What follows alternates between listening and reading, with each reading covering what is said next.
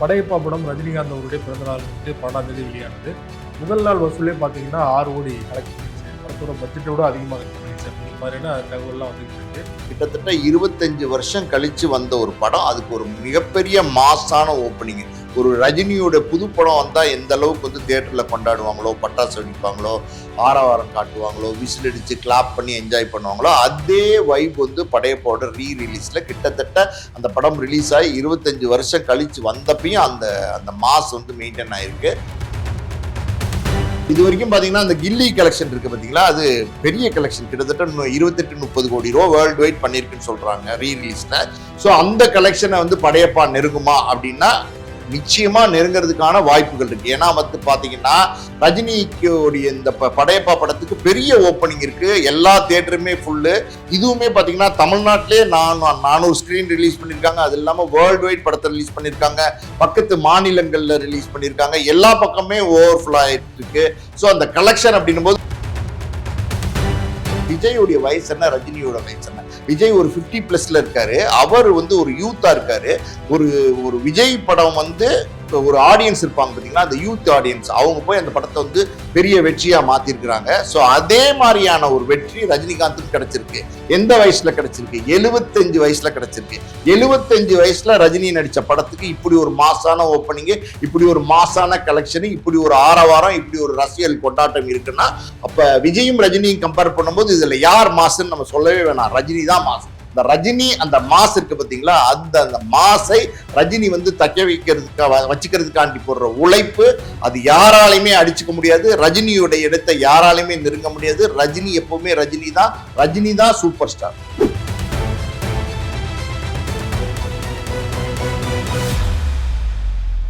Media circle நேயர்களுக்கு வணக்கம். இன்றைக்கு நம்மோடு நேர்காணலுக்கு ஆஸ்கார் மூவிஸ் தயாரிப்பாளர் பாலாஜி பிரபு அவர்கள் நம்மோடு இருந்திருக்கிறார். அவரோடு பேசலாம். சார் வணக்கம். சார் வணக்கம். படையப்பா படம் ரஜினிகாந்த் அவருடைய பிறந்தநாள் 12ஆம் தேதி வெளியானது.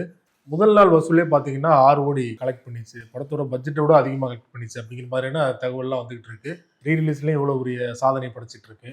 ரீரிலீஸ்ல வந்து படையப்பா மிகப்பெரிய சாதனை படைச்சு, அதுல எந்த சந்தேகம் கிடையாது.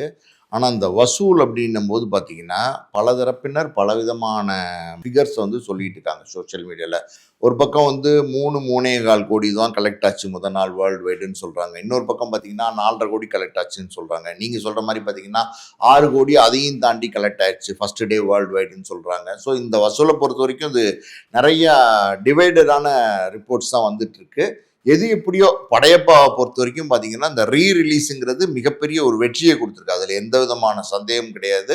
அதாவது கிட்டத்தட்ட 25 வருஷம் கழிச்சு வந்த ஒரு படம், அதுக்கு ஒரு மிகப்பெரிய மாஸான ஓப்பனிங். ஒரு ரஜினியோட புது படம் வந்தால் எந்த அளவுக்கு வந்து தியேட்டரில் கொண்டாடுவாங்களோ, பட்டாசு வெடிப்பாங்களோ, ஆரவாரம் காட்டுவாங்களோ, விசில் அடிச்சு கிளாப் பண்ணி என்ஜாய் பண்ணுவாங்களோ, அதே வைப் வந்து படையப்பாவோட ரீரிலீஸில் கிட்டத்தட்ட அந்த படம் ரிலீஸ் ஆகி 25 வருஷம் கழிச்சு வந்தப்பையும் அந்த மாஸ் வந்து மெயின்டைன் ஆயிருக்கு. ஸோ எப்படி சொல்றது, ரஜினி அவர் எவர்கிரீன் சூப்பர் ஸ்டார் அப்படிங்கிறது வந்து மறுபடியும் நிரூபிச்சிருக்கிறாரு. ஸோ இந்த வசூலை பொறுத்த வரைக்கும் என்ன சொல்றாங்கன்னா, இந்த 3 நாள்ல கிட்டத்தட்ட 13-14 கோடி ரூபா கலெக்ட் பண்ணியிருக்குன்னு சொல்றாங்க வேர்ல்டு வைட். அதிகாரப்பூர்வமான தகவல் வந்து அந்த நிறுவனத்திலிருந்து வந்தாதான் இது என்னங்கிறது நமக்கு தெரியும். இந்த வசூல் படையப்பா வசூல் அப்படின்றதை விட இப்ப இந்த படையப்பாவும் கில்லியும் கம்பேர் பண்றாங்க. கில்லி தான் இது வரைக்கும் ரீரிலீஸ்ல வந்து டாப் மோஸ்ட் வசூலை பண்ண படம். இது வரைக்கும் வந்த எல்லா ரீரிலீஸ் படங்களும் கில்லியோட வசூல் தான் வந்து ரொம்ப சூப்பரா இருக்கு, மேல டாப்ல இருக்கு. ஸோ இந்த கில்லியோட வசூலை வந்து படையப்பா முறியடிக்குமா அப்படிங்கிற வந்து ஒரு கேள்விகள் இன்னைக்கு சோசியல் மீடியால இருக்கு. ரஜினி ரசிகர்கள், விஜய் ரசிகர்கள், இவங்களுக்கு நடுவுல பாத்தீங்கன்னா பெரிய போட்டியே இன்னைக்கு நிலவுது. அதாவது வந்து இந்த போட்டி எப்ப இருந்து வந்துச்சு அப்படின்னா, ரஜினி அவர் வந்து கிட்டத்தட்ட 50 ஆண்டு காலமா சூப்பர் ஸ்டாரா இருந்துகிட்டு இருக்காரு. அவருடைய சூப்பர் ஸ்டார் பட்டத்தை வந்து யாராலையும் தட்டி பறிக்க முடியாது, அது எந்த கொம்பனாலையும் முடியாது. ஏன்னா வந்து அதுக்கான உழைப்பு வந்து ரஜினி போறாரு. அதுல 1% கூட சளைக்காம வந்து ரொம்ப முக்கியம் என்னன்னா 75 வயசு இன்னைக்கு ரஜினிக்கு. 75 வயசுல அதே மாசு, அதே கால்குலேஷனு, அவருடைய ஹார்ட் ஒர்க் எல்லாம் தான் இந்த வெற்றியை அவர் கொடுத்துருக்கு. அந்த சூப்பர் ஸ்டாருங்கிற பட்டம் அது அன்னைக்கு 50 வருஷத்துக்கு முன்னாடி கொடுத்ததுல இருந்து இன்னைக்கு வரைக்கும் ரஜினி தான் சூப்பர் ஸ்டார். இனிமேவும் ரஜினி தான் சூப்பர் ஸ்டார். அதுல யாருமே வந்து மாற்று கருத்து சொல்ல முடியாது. ஆனா நடுவுல பாத்தீங்கன்னா விஜய் அவருக்கு ஒரு பெரிய மார்க்கெட் வந்துருச்சுங்கிறது மறுக்க முடியாத உண்மை. விஜய்க்கும் பெரிய ஒரு ஆடியன்ஸ் இருக்காங்க, பெரிய ரசிகர் கூட்டம் இருக்கு, பெரிய ஓப்பனிங் இருக்கு, பெரிய பிசினஸ் இருக்கு, மாசான கலெக்ஷன் இருக்கு, எல்லாமே இருக்கு. அதுல எந்த மாற்று கருத்தும் கிடையாது. ஆனா அந்த சூப்பர் ஸ்டார் வந்து விஜயா ரஜினியா அப்படின்னு ஒரு காலகட்டத்துல ஒரு 2-3 வருஷத்துக்கு முன்னாடி பாத்தீங்கன்னா ஒரு போட்டி, இந்த பட்டத்துக்கு ஒரு போட்டி நடந்துச்சு. அந்த பட்டத்துக்கு ஒரு போட்டி நடக்க ஆரம்பிச்ச அந்த காலகட்டத்தில இருந்து இந்த விஜய் ரசிகர்களும் ரஜினி ரசிகர்களும் வந்து ஒருத்தருக்கு ஒருத்தர் பாத்தீங்கன்னா கிட்டத்தட்ட எதிரி மாதிரியே பார்க்க ஆரம்பிச்சிட்டாங்க. பலவிதமான கருத்துக்கள். ரஜினி படம் ரிலீஸ் ஆகும்போது விஜய் ரசிகர்கள் வந்து எதிர்கருத்துக்களை தெரிவிக்கிறது, விஜய் படம் ரிலீஸ் ஆகும்போது ரஜினி ரசிகர்கள் எதிர்கருத்தை தெரிவிக்கிறது, தொடர்ந்து போயிட்டே இருக்கு. ஆமா, காக்கா கழுகு சண்டை. ரஜினியும் வந்து பாத்தீங்கன்னா மேடைகள் ஏறி ஏதாவது ஒண்ணு இந்த காக்கா கழுகு எல்லாம் பேசினப்ப பாத்தீங்கன்னா மறுபடியும் சர்ச்சையா மாறிச்சு. அதுக்கப்புறம் பாத்தீங்கன்னா இந்த கூலி ஆடியோ வெளியீட்டுல கூட பாத்தீங்கன்னா அஜித் சொன்ன ஒரு டயலாக்க சொன்னாரு மங்காத்தால இருந்து. ஆனா வந்து விஜய் பத்தி குறிப்பிடல, விஜய் பத்தி எங்கேயுமே பேசல. மறுபடியும் வந்து ஒரு சர்ச்சையாச்சு. ஸோ உண்மையாலுமே ரஜினி வந்து விஜய் போட்டியாளரா நினைக்கிறாரு அப்படின்னா ரஜினி விஜய் போட்டியாளரா நினைக்க வாய்ப்பே கிடையாது. காரணம் அப்படின்னா விஜய் ரஜினி பார்த்து வளர்ந்த பையன், அதனால ரஜினி விஜய் போட்டியாளரா நினைக்க மாட்டாரு. அப்படி நினைச்சா அது அவருக்கே வந்து அது அவருக்கு தகுதிக்கு அது உடன்பட்ட விஷயமா இருக்காது. ஸோ அப்படி இருக்கும்போது இந்த கலெக்ஷனையும் மறுபடியும் ஒப்பிட்டு பார்க்குறாங்க. இது வரைக்கும் பார்த்தீங்கன்னா இந்த கில்லி கலெக்ஷன் இருக்கு பார்த்தீங்களா, அது பெரிய கலெக்ஷன், கிட்டத்தட்ட 28-30 கோடி ரூபா வேர்ல்டு வைட் பண்ணியிருக்குன்னு சொல்றாங்க ரீ ரிலீஸ்ல. ஸோ அந்த கலெக்ஷனை வந்து படையப்பா நெருங்குமா அப்படின்னா நிச்சயமா நெருங்கிறதுக்கான வாய்ப்புகள் இருக்கு. ஏன்னா வந்து பாத்தீங்கன்னா ரஜினிக்கு இந்த படையப்பா படத்துக்கு பெரிய ஓப்பனிங் இருக்கு, எல்லா தியேட்டருமே ஃபுல்லு. இதுவுமே பாத்தீங்கன்னா தமிழ்நாட்டிலே 400 ஸ்கிரீன் ரிலீஸ் பண்ணிருக்காங்க. அது இல்லாம வேர்ல்டு வைட் படத்தை ரிலீஸ் பண்ணிருக்காங்க, பக்கத்து மாநிலங்கள்ல ரிலீஸ் பண்ணிருக்காங்க, எல்லா பக்கமே ஓவர்ஃபுல் ஆயிட்டு இருக்கு. ஸோ அந்த கலெக்ஷன் அப்படின்னும் போது வர வாரமும் பெரிய லெவல்ல இருக்கும் அப்படின்னு எதிர்பார்க்கறாங்க. ஒரு ரீ ரிலீஸ் படத்துக்கு இவ்வளவு பெரிய கலெக்ஷன் இருக்கு அப்படிங்கிறது சினிமாக்கு நல்லது.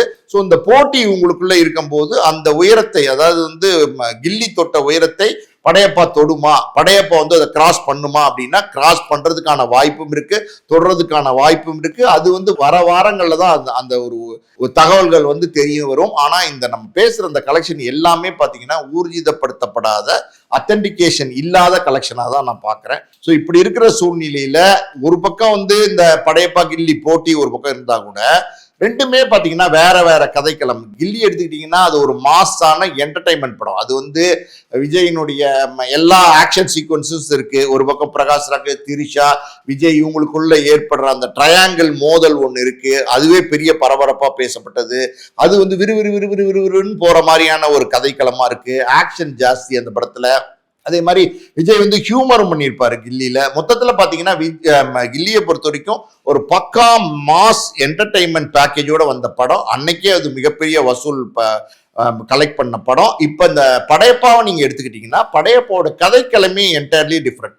இது வந்து ஒரு நீலாம்பரிக்கும் ஒரு படையப்பாக்கும் நடக்கிற மோதல் மாதிரி, ஒரு ஈகோ கிளாஷ் மாதிரி இந்த படம் போகும். இது வந்து முழுக்க முழுக்க என்டர்டைன்மெண்ட் படமா அப்படின்னா இதுல என்டர்டைன்மெண்ட் இருந்தா கூட இது வந்து மாசான மசாலா படம் நம்ம சொல்ல முடியாது. ஏன்னா இதுக்குள்ள ஒரு அழுத்தமான கதை இருக்கு. அந்த கதையை நோக்கி தான் இந்த படம் நகர்றதுனால ஸோ இந்த கதைக்கிழமே வேற. அந்த கில்லியும் படையப்பாவும் நம்ம முதல்ல கம்பேர் பண்ணியே பேசக்கூடாது. ரஜினியோட பல மாஸ் படங்கள் இருக்கு, எத்தனையோ மாஸ் படங்கள் இருக்கு. அதையும் கில்லியும் கம்பேர் பண்ணலாமே தவிர படையப்பாவையும் கில்லியும் கம்பேர் பண்ணக்கூடாது. ஆனா அப்படி இருந்தும் பாத்தீங்கன்னா மாசான படமா இருக்கிற கில்லிக்கு என்ன வசூல் வந்துச்சோ அதே மாதிரி கிளாஸான படமா இருக்கிற படையப்பாக்கும் மிகப்பெரிய வசூல் வந்திருக்குங்கிறது உண்மை. அதுதான் மறுக்க முடியாத கருத்து. ஸோ இன்னொரு விஷயமும் நம்ம பேசணும் அப்படின்னா விஜயோடைய வயசு என்ன, ரஜினியோட வயசு என்ன. விஜய் ஒரு 50+ இருக்காரு, அவர் வந்து ஒரு யூத்தா இருக்காரு. ஒரு விஜய் படம் வந்து ஒரு ஆடியன்ஸ் இருப்பாங்க பாத்தீங்களா, அந்த யூத் ஆடியன்ஸ், அவங்க போய் அந்த படத்தை வந்து பெரிய வெற்றியா மாத்திருக்கிறாங்க. சோ அதே மாதிரியான ஒரு வெற்றி ரஜினிகாந்துக்கு கிடைச்சிருக்கு. எந்த வயசுல கிடைச்சிருக்கு? 75 வயசுல கிடைச்சிருக்கு.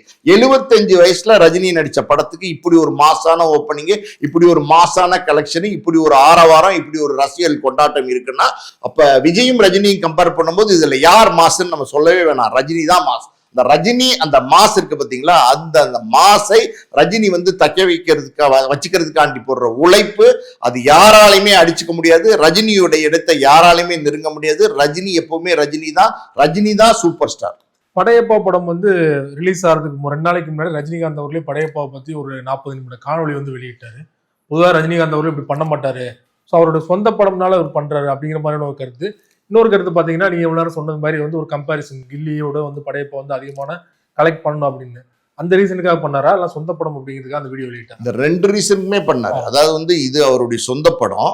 சொந்த படத்தை மீறி இது வந்து ரஜினியோட கதை. இந்த கதை வந்து ரஜினிக்கு ரொம்ப பிடிச்சு எழுதப்பட்ட கதை. அந்த நீலாம்பரி கதாபாத்திரம் ரொம்ப பிடிச்சு ரசிச்சு எழுதப்பட்ட பாத்திரம். அந்த கதாபாத்திரத்துல வந்து ஐஸ்வர்யா ராய் நடிச்சா ரொம்ப நல்லா இருக்கும்னு ரஜினியும் விரும்பினார். ஆனா அது நடக்காம போச்சு.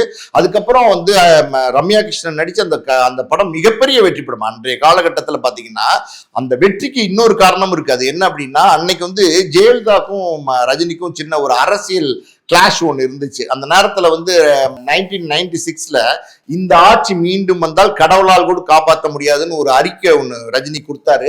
ரஜினி அந்த காலத்துல நடிச்ச படங்கள்லாம் பாத்தீங்கன்னா இந்த கனெக்டிவிட்டியோட கனெக்ட் பண்ணிட்டாங்க ஆடியன்ஸ். ஒன்று வந்து மன்னன் அப்படி சொல்லலாம், ரஜினி விஜய் சாந்தி மோதனதை அப்படி கனெக்ட் பண்ணிட்டாங்க. அதுக்கப்புறம் முத்துவுல பாத்தீங்கன்னா அந்த மாதிரியான காட்சி அமைப்புகள் இருக்கும். அதுக்கப்புறம் இந்த படையப்பா வந்தப்ப பாத்தீங்கன்னா இந்த படமே வந்து பாத்தீங்கன்னா இந்த ரஜினி ஜெயலலிதா மேல இருக்கிற தன்னுடைய எதிர்ப்பை காட்டுறதுக்காண்டி எடுக்கப்பட்ட படம் தான். ரஜினியும் ஜெயலலிதாவும் மோதுறாங்க அப்படிங்கிற மாதிரி தான் அன்று பேசப்பட்டது. இந்த படையப்பாவனுடைய மிகப்பெரிய வெற்றிக்கு அதுவும் ஒரு காரணமா இருந்துச்சு. ஆனா அது எதுவுமே உண்மை கிடையாது. இது வந்து ஒரு கதை. இந்த கதையில வந்து நீலாம்பரிங்கிறது ஒரு கதாபாத்திரம். அந்த கதாபாத்திரம் ரஜினியை உருவாக்கின கதாபாத்திரம். அது 2 பேருமே டஃப்பான கேரக்டர்ஸா இருந்ததுனால 2 பேரோட ஈகோ கிளாஷ் வந்து அன்னைக்கு பெருசா ஆடியன்ஸால ரசிக்கப்பட்டது.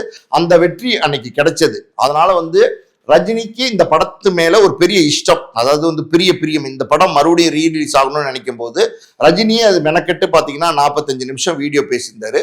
இன்னொன்னு நீங்க கேட்டீங்க, அதாவது வந்து கில்லி வசூல் அப்படின்னு குறிப்பிட்டு இல்லாம பல படங்களுடைய ரீரிலீஸ் வசூலை நம்ம படம் முறியடிக்கணுங்கிற எண்ணங்கள் வந்து ரஜினிக்கு உண்டு. ஏன் அப்படின்னா, ரஜினி எப்பவுமே 75 வயசானாலும் அந்த போட்டின்னு ஒண்ணு வந்துட்டா அவர் அந்த போட்டியில வந்து அவர் தான் முதன்மையில இருக்கணும்னு நினைப்பார். அந்த டாப் ஸ்டாரா வந்து ரஜினி வந்து எப்பவுமே இருக்கணும்னு நினைப்பார். அந்த இடத்தை வந்து தக்க வச்சுக்கணும்னு நினைப்பார். சோ அதனாலயும் வந்து ரஜினி அப்படி ஒரு நீண்ட பேட்டியை கொடுக்கறதுக்கான வாய்ப்பு இருக்கு. ரஜினிகாந்த் அவருடைய பிறந்த நாளைக்கு விஜய் அவர்கள் ஏன் வாழ்த்து சொல்லலாம் அப்படிங்கிறத ஒரு டிபேட்டா மாதிரி இருக்கு. போன பிறந்த நாளைக்குலாம் காலையிலேயே வாழ்த்து சொன்னார் முதல் நாளா, ஏன்னா இந்த பிறந்த நாளைக்கு ஏன் வாழ்த்து சொல்லலை அப்படின்னு ஒரு கேள்வி எழுந்திருக்கு. என்ன காரணம் நீங்க நினைக்கிறீங்க சார்? இந்த 2 பேருக்குள்ள சூப்பர் ஸ்டார் யாருங்கிற போட்டி வந்துச்சு இல்லையா, அதுலேருந்தே பார்த்தீங்கன்னா ரஜினி ரசிகர்களும் விஜய் ரசிகர்களும் வந்து சோஷியல் மீடியாவில் ஒருத்தருக்கு எதிர்கருத்தை வந்து பதிவிட்டுக்கிட்டே இருக்காங்க. ஸோ வந்து இந்த ஜெயிலர் ஆடியோ வெளியீட்டு விழாவில் பார்த்தீங்கன்னா ரஜினியுமே வந்து காக்கா கழுகு கதை சொன்னதுக்கப்புறம் அந்த சர்ச்சை வந்து ரொம்ப பெருசாக மாறிச்சு. ஸோ அப்படி இருந்த அந்த சூழ்நிலையில் கூட ரஜினியுடைய சென்ற பிறந்த நாளுக்கு வந்து விஜய் வந்து காலையில் 9 மணிக்கே வந்து வாழ்த்து தெரிவிச்சிருந்தாரு. அதுக்கப்புறம் பார்த்தீங்கன்னா இந்த பிறந்த நாளைக்கு வந்து விஜய் வந்து ரஜினிக்கு வாழ்த்து தெரிவிக்கலை அப்படின்ற ஒரு கருத்து. அதுக்கப்புறம் பார்த்தீங்கன்னா இந்த பிறந்த நாளைக்கு ரஜினி வந்து விஜய்க்கு வாழ்த்து தெரிவிப்பார்னு ஒரு பெரிய எதிர்பார்ப்பு இருந்துச்சு. இந்த பிறந்த நாளை பொறுத்த வரைக்கும் ரஜினியோட 75வது பிறந்த நாள். ரஜினி இந்த சினிமா துறைக்கு வந்து 50 ஆண்டுகள் நிறைவு செய்கிற ஒரு ஆண்டா இருக்கிறதுனால ஒரு சிறப்பான பிறந்த நாளாக எல்லாரும் பார்த்தாங்க. எல்லா முக்கிய தலைவர்களும் முக்கிய நடிகர்கள் முக்கிய பிரபலங்கள் பல பேர் வந்து ரஜினிக்கு வாழ்த்து சொல்லிட்டு வந்தாங்க. ஆனால் விஜய் வந்து அவருடைய பிறந்த நாள் வாழ்த்துக்களை ரஜினிக்கு தெரிவிக்கவே இல்லை, மௌனமாகவே அதை கடந்து போயிட்டாரு.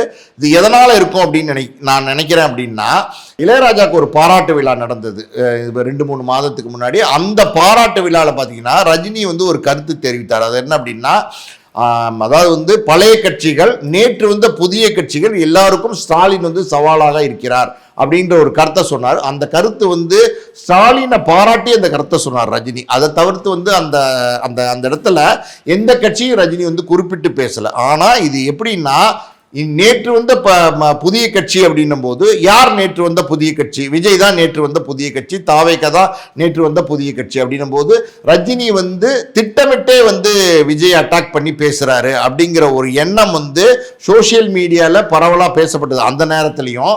ஆனால் இது வந்து விஜயே அப்படி நினைக்கிறாரோ என்னமோ நமக்கு தெரியல. அதனால வந்து விஜய் வந்து ரஜினிக்கு பிறந்தநாள் சொல்லாம கடந்து போயிட்டாரு. ஆனா இது விஜய்க்கு வந்து பிளஸ்ஸா மாறுமா மைனஸா மாறுமான்னா, விஜய்க்கு வந்து நிச்சயமா பெரிய மைனஸா மாறணும். ஏன்னா விஜய் வந்து அரசியலுக்கு வந்துட்டாரு. ஒரு அரசியல் தலைவர் அப்படின்னும் போது அவர் அட்லீஸ்ட் ஒரு அரசியல் கட்சியின் தலைவராக அந்த ஒரு ஸ்டாண்ட்ல இருந்தால் வந்து விஜய் வந்து ரஜினிக்கு வந்து வாழ்த்து சொல்லியிருக்கலாம், ஒரு நடிகரா சொல்லாட்ட கூட. அதையும் வந்து விஜய் தவிர்த்துட்டு போறது வந்து ரொம்ப தப்பு. ரஜினி இன்னைக்கு வந்து தமிழ் சினிமாவின் மூத்த நடிகராக இருக்காரு. அப்படி இருக்கும்போது அதையாவது மதிச்சு வந்து விஜய் வந்து வாழ்த்து சொல்லியிருக்கலாம். அதையும் சொல்லாம வந்து விஜய் கடந்து போயிட்டாரு. ஸோ இது வந்து எப்படின்னா நிச்சயமா நாளைக்கு தேர்தல்னு வரும்போது எல்லாருடைய ஆதரவும் வந்து விஜய்க்கு தேவை. எல்லா நடிகர்களுடைய ஆதரவு, எல்லா மக்களுடைய ஆதரவு, எல்லா தரப்பினரோட ஆதரவும் விஜய்க்கு தேவை.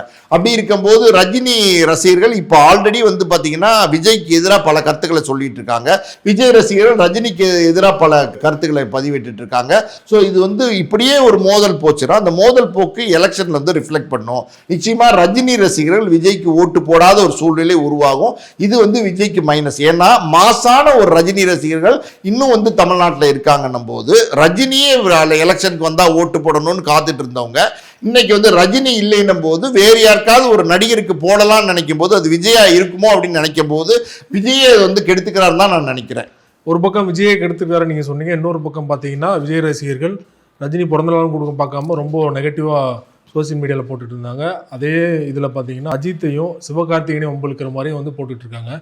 ஸோ அது எல்லாமே விஜய்க்கு எதிரான திரும்புது. விஜய் பண்ணுறதும் விஜய்க்கு எதிராக திரும்புது, விஜய் ரசிகர்கள் பண்ணுறதும் வந்து விஜய்க்கு எதிராக திரும்புது. இது எப்படி அவங்க மாற்றிக்க போகிறாங்கன்னு நினைக்கிறீங்க? இது வந்து விஜய் தான் சார் கட்டளை இடணும். விஜய் தான் இதை உன்னிப்பாக கவனித்து இதெல்லாம் வந்து தவறு அப்படிங்கிறது வந்து ரசிகர்களுக்கு வந்து சுட்டி காட்டி இந்த மாதிரி செய்யக்கூடாதுங்கிற வந்து கட்டளையை வந்து விஜய் தான் இடணும். ஆனால் விஜய் இது எதுவுமே பதில் சொல்லாமல் மௌனமாக கடந்து போகிறார். அதான் சொல்கிறேன்ல, அரசியல் அனுபவம் அந்த சாணக்கியத்தனம் வந்து விஜய்க்கு தெரியலேன்னு தான் நான் நினைக்கிறேன். அந்த சாணக்கியத்தனம் தெரிஞ்ச யாருமே இப்படி பண்ண மாட்டாங்க. ரொம்ப நன்றி சார், உங்கள் நேரத்தை ஒதுக்கி பல்வேறு தகவல்களோட பகிர்ந்து கொண்டீங்க. மிக்க நன்றி. நன்றி.